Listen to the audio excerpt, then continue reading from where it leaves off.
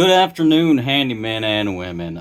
It is about 3:40 right now in the afternoon, and it is a hot one. I just got home.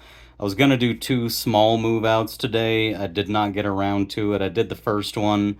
It was a teeny tiny one. It was smoke detectors, clean the dryer vent, and replace one light bulb. I got to the place and it smells like brand new vinyl and brand new paint, and the floor looks new and the walls look new. The problem is all the baseboard is just full of nails. Nothing was caulked to the wall in terms of the baseboard.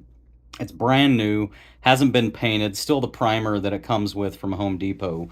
So I took a lot of pictures of that. I'm going to send them an estimate to go in there and get it all caulked and filled and sanded and painted. I doubt they're going to say yes, but I do want them to know that whoever it is they use to do that needs to be doing a better job for sure. In fact, there was baseboard missing in some closets and stuff where you could see that it had just been ripped out because there's fresh spots on the wall where it's been removed, even tore paint away.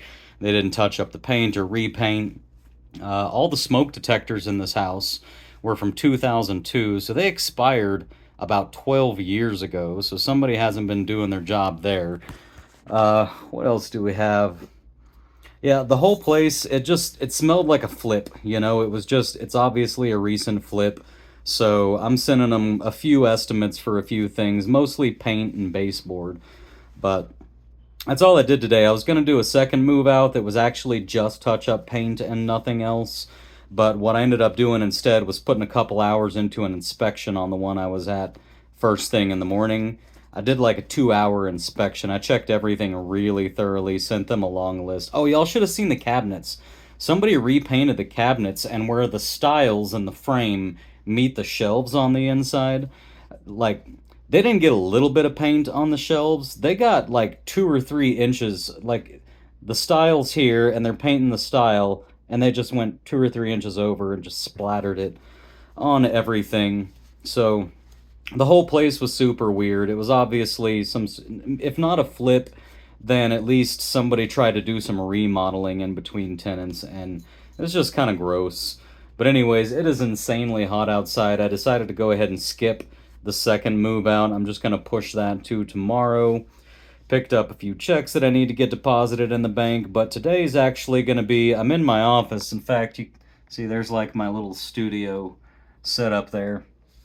I'm going to focus on doing some videos for y'all today because I'm just really enjoying it. I'm loving doing these videos. I'm loving the responses. I'm getting more and more and more subscribers, which means I'm getting more and more and more replies and comments and emails that you guys literally, like individually, each one of you are actually setting up your businesses, or you're changing the way you do businesses and switching from homeowners to property managers.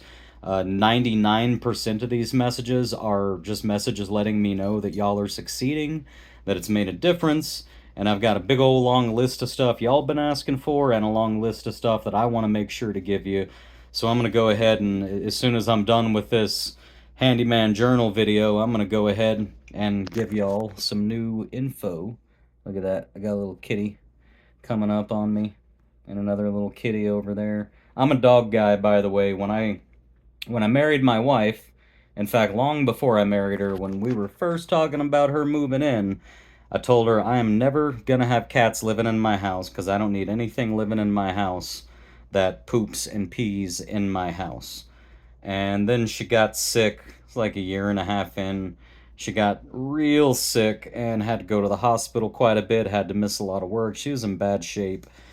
And so I got her a cat. I got her that cat, actually. It's a very stupid cat.